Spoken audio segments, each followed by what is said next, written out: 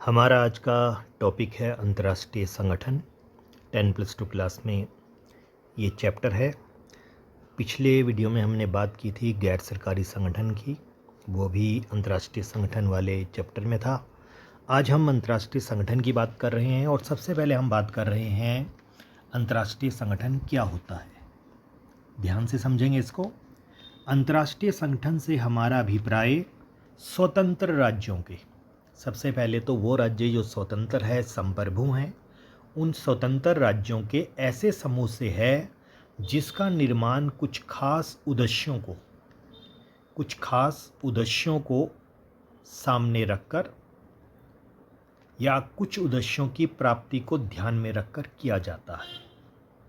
अंतर्राष्ट्रीय संगठनों का निर्माण करते समय जो सदस्य राज्य हैं, यानी जो उस संगठन में हैं, वो अपनी संप्रभुता को सुरक्षित रखते हैं, यानी अपनी स्वतंत्रता को सुरक्षित रखते हैं और संगठन को अपने उद्देश्यों की पूर्ति हेतु प्रत्येक तरह की सहायता देने के लिए तैयार रहते हैं।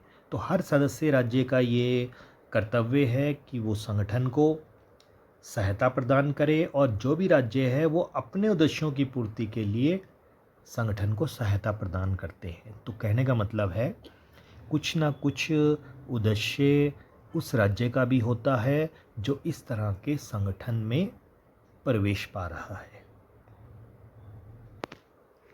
2 मार्क्स का क्वेश्चन है।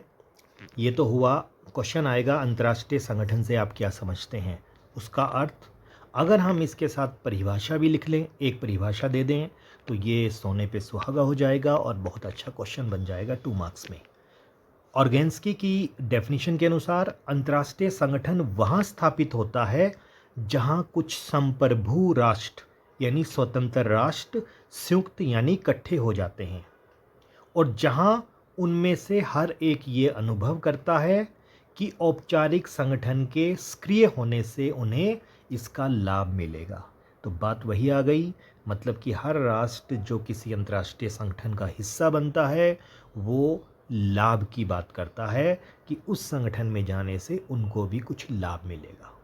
तो ये अर्थ और ये परिभाषा ऑर्गेन्स्की की। अब बात करते हैं हमें अंतर्राष्ट्रीय संगठन की आवश्यकता क्यों पड़ती है। 2 नंबर में क्वेश्चन आ सकता है कि हमें अंतर्राष्ट्रीय संगठन की आवश्यकता क्यों पड़ती है।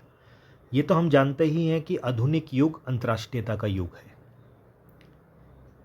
और हर राज्य को अपनी सामाजिक, आर्थिक, राजनीतिक, भौगोलिक आदि आवश्यकताओं की पूर्ति के लिए अंतर्राष्ट्रीय संगठन की आवश्यकता पड़ती है। संयुक्त राष्ट्र के दूसरे महासचिव थे हैमरसोल्ड। उन्होंने कहा था कि संयुक्त राष्ट्र का जो गठन है वो मानवता को स्वर्ग पहुंचाने के लिए नहीं बल्कि उसे नरक से बचाने के लिए हुआ है। तो हमने मानवता को स्वर्ग नहीं पहुंचाना है बल्कि उसको नरक से बचाना है, युद्धों से बचाना है। इसलिए भी हमें अंतर्राष्ट्रीय संगठन की ज़रूरत पड़ती है।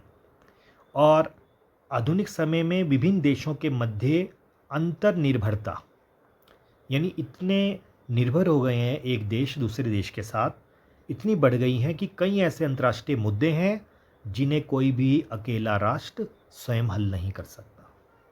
बहुत मुश्किल है कि कोई देश अंतर्राष्ट्रीय मुद्दों को हल कर दे। कौन से हैं वो अंतर्राष्ट्रीय मुद्दे? ऐसे अंतर्राष्ट्रीय मुद्दों के लिए हमें अंतर्राष्ट्रीय संगठन की जरूरत पड़ती है और ऐसे अंतर्राष्ट्रीय मुद्दों में हम बात करते हैं आतंकवाद की, पर्यावरण संरक्षण की, ग्लोबल वार्मिंग की, एड्स की रोकथाम की और गरीबी को ख़त्म करने की, या फिर इसमें जोड़ सकते हैं निरक्षरता को समाप्त करना। ये सारे मुद्दे हैं जो एक देश अकेला हल नहीं कर सकता। तो इन सब चीज़ों के लिए हमें अंतर्राष्ट्रीय संगठनों की ज़रूरत पड़ती है। तो ये भी 2 मार्क्स में आएगा। अगर आप अच्छे से लिखते हैं तो नंबर हमें मिलते हैं। अब बात करते हैं संयुक्त राष्ट्र संघ की, यूएनओ की बात करते हैं। यूएनओ संयुक्त राष्ट्र संघ प्रथम विश्व युद्ध 14 माफ़ कीजिएगा 1914 में शुरू हुआ था और 1918 में ख़त्म हो गया था। इस युद्ध के बाद दुनिया को युद्धों से बचाने के लिए एक संगठन बनाया गया, एक संस्था बनाई गई जिसका नाम था राष्ट्र संघ, लीग ऑफ नेशन भी जिसको बोलते हैं।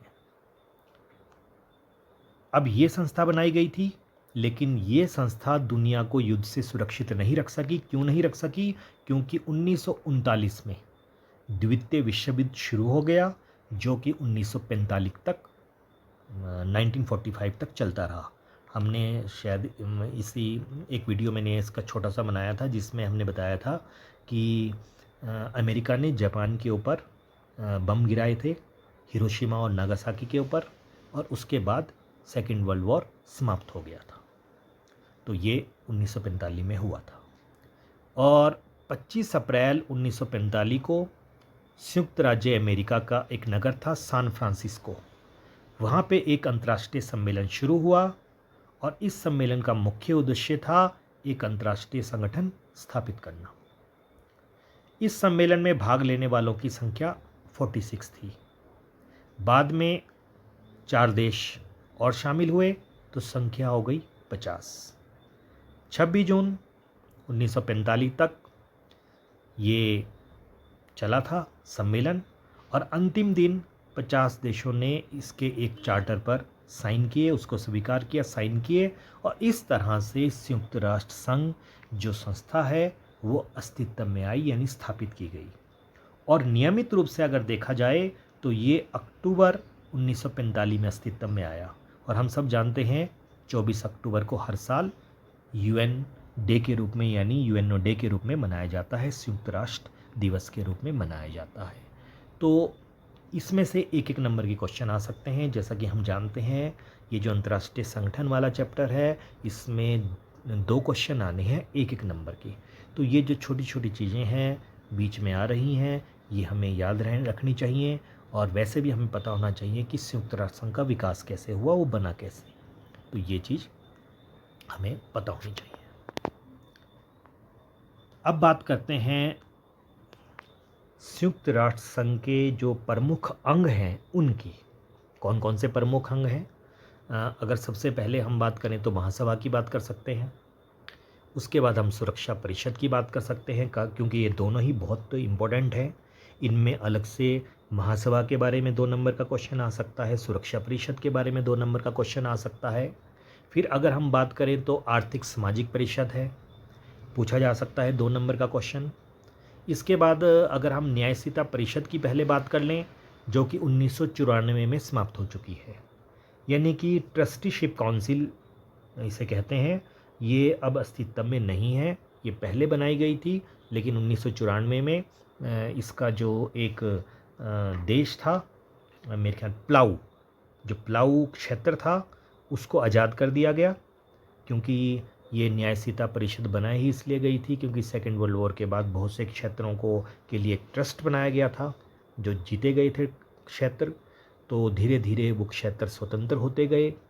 तो जो ये न्यायशीता परिषद थी 1994 में, इसके पास कोई काम नहीं बचा, क्योंकि प्लाऊ जो क्षेत्र था वो आज़ाद हो गया, तो ये समाप्त कर दी गई। इसके अलावा ये भी इम्पोर्टेंट है बहुत, अंतर्राष्ट्रीय न्यायालय, इंटरनेशनल कोर्ट्स, इसके बारे में भी हमें पता होना चाहिए। फिर एक सचिवालय है इसका, सचिवालय में एक महासचिव होता है, वो तो आप जानते ही हैं, एंटोनियो गुटेरस उनका नाम है, वो महासचिव हैं। दूसरा कार्यकाल उनका चल रहा है, और एक्चुअल में वो अगर बेसिकली देखें तो पुर्तगाल से हैं वो। एक वीडियो मैंने इसकी भी बनाई थी, वो अगर आपने देखी होगी हमारे इस चैनल पर तो आपको उनके बारे में पता होगा। और टोटल कंट्रीज़ कितनी है? अगर टोटल कंट्रीज़ की बात करें तो 193 कंट्रीज़ इस वक्त यूएनओ में है। अंतिम जो देश था वो था सूडान। अंतिम देश की अगर बात करेंगे तो हम बात करेंगे सूडान की। सूडान वो देश शामिल हुआ था, 193rd मेंबर बना था यूएनओ का। तो ये तो इसके अंग थे। कई बार अंग पूछ लेते हैं 1 नंबर में भी ऑप्शन देंगे आपसे कि कौन सा अंग नहीं है, इनमें से कौन सा अंग है। ये ऑप्शन के ऊपर डिपेंड करेगा कि आप कैसे काम करेंगे। आगे बढ़ते हैं। ये थोड़ी सी डिटेल है संयुक्त राष्ट्र संघ की संरचना की, इसके प्रमुख अंगों की, तो हम इसके ऊपर भी थोड़ी सी बात कर लेते हैं। जैसे सबसे पहले हम आम सभा या महासभा बोलते हैं। 193 कंट्रीज़ हैं, ये हमें आइडिया लग गया। 193 कंट्रीज़, ठीक है। और अलग से वैसे तो इसके बारे में हम बात करेंगे। सभी को एक समान मत मिलते हैं, यानी वोट सबका एक होता है। आमतौर पे एक कंट्री का एक वोट होता है इसमें। प्रमुख निर्णयों के लिए 2/3 और बाकी निर्णय अगर लेने हो तो सामान्य बहुमत। चलो इतनी बात नहीं करेंगे, अलग से बात करेंगे इसके बारे में। और सुरक्षा परिषद की यहाँ पे बताया गया है 15 मेंबर्स होते हैं। 5 इसके स्थायी सदस्य हैं, चीन, फ्रांस, रूस, ब्रिटेन और अमेरिका। पांचों के पास वीटो पावर है, निषेधाधिकार जिसको बोलते हैं, वीटो पावर है। और 10 अस्थायी सदस्यों का चुनाव आम सभा के द्वारा 2 वर्षों के लिए किया जाता है। यानी टोटल 15 मेंबर हो गए, 5 स्थायी और 10 अस्थायी। लेकिन जो इम्पोर्टेंस है वो 5 स्थायी यानी परमानेंट मेंबर्स की है। तो ये अलग से बात की जाएगी। अंतर्राष्ट्रीय न्यायालय के 15 न्यायाधीशों की भी अलग से बात की जाएगी, ये नहीं बात करते यहाँ पे। हम यहाँ पे बात कर रहे हैं विशेष एजेंसीज़ की, ये थोड़ी सी देख लेते हैं एजेंसीज़ के बारे में। तो एजेंसीज़ की अगर बात करेंगे तो सबसे पहले ILO, जो इंटरनेशनल लेबर ऑर्गेनाइजेशन है, उसकी बात करेंगे। खाद्य और कृषि संगठन है जो फूड एंड एग्रीकल्चर ऑर्गेनाइजेशन। फिर हम बात करेंगे यूनेस्को की, United Nations Educational Scientific Cultural Organization, तो ये भी, इसकी भी बात करेंगे। यूनेस्को का हमें पता होना चाहिए, फुल फॉर्म भी पूछ लेते हैं एक नंबर में। WHO वर्ल्ड हेल्थ ऑर्गेनाइजेशन, अंतर्राष्ट्रीय मुद्रा कोष, इंटरनेशनल मॉनेटरी फंड, ये पता होना चाहिए। IMO इंटरनेशनल मेट्रोलॉजिकल ऑर्गेनाइजेशन, या फिर हम इसको WMO भी बोलते हैं। आप देखेंगे कि वर्ल्ड मेट्रोलॉजिकल ऑर्गेनाइजेशन, तो ये बोल सकते हैं। ITO इतना इम्पोर्टेंट नहीं है, IMO भी इतना इम्पोर्टेंट नहीं है वैसे, पर ये जो ऊपर दिए गए हैं ये पूछे जा सकते हैं, तो थोड़ा सा हमें ये है। और ये न्यायसीता परिषद की जिसकी मैं बात कर रहा था, ये वहीं आ गया। प्लाऊ, जो ट्रस्ट टेरिटरी थी प्लाऊ, ये आज़ाद हो गया और 1 नवंबर 1994 से ये जो न्यायसीता परिषद थी ये समाप्त हो गई। तो जिस प्लाऊ की हम बात कर रहे थे वो एक बार फिर हमारे सामने है। और इसमें और कुछ देख लेते हैं, कोई हमारे लायक कि 10+2 क्लास के बोर्ड एग्ज़ाम में आने वाला होगा, तो इतना नहीं है कोई बड़ी चीज़। हाँ, इसमें यूनिसेफ नहीं आया, तो यहाँ पे यूनिसेफ भी है, यानी लेकिन यहाँ शॉर्टकट में दिया गया है यूनिसेफ।